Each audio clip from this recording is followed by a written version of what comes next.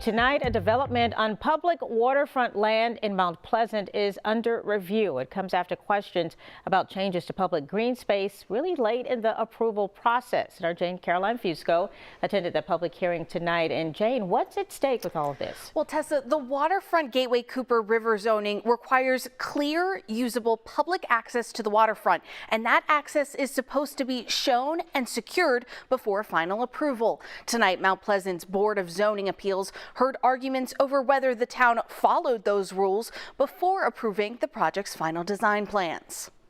This is the only site in Mount Pleasant that is governed by this zoning code, and that's why it's so specific to making sure that the public has a space. It was also purchased with state funds, so taxpayers purchased this land, so it really belongs to the people.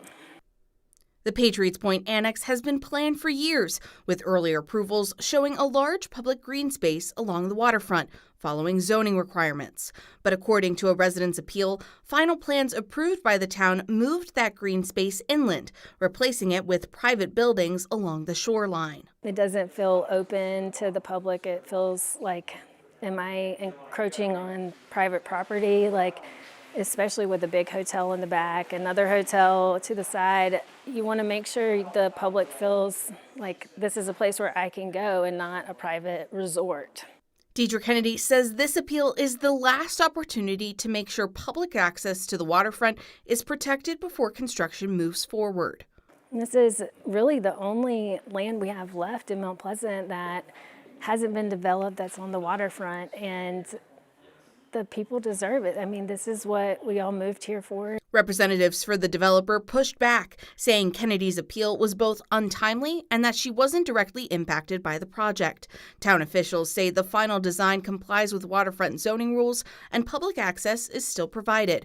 They also say public walkways are allowed to move during construction. There can be a number of reasons why during construction it may not be maybe in the general vicinity of what they showed on their plan, but it might change a little bit within that corridor. After hearing arguments, the board unanimously voted that Kennedy's appeal was untimely and that she did not have standing.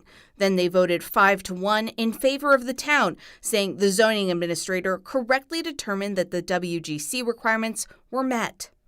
Call the question. All in favor say aye. Aye. Aye. Any opposed? Nay. Motion passes 5-1. After tonight's decision, construction on the project will move forward as approved. Working for you, Caroline Fusco, News 4.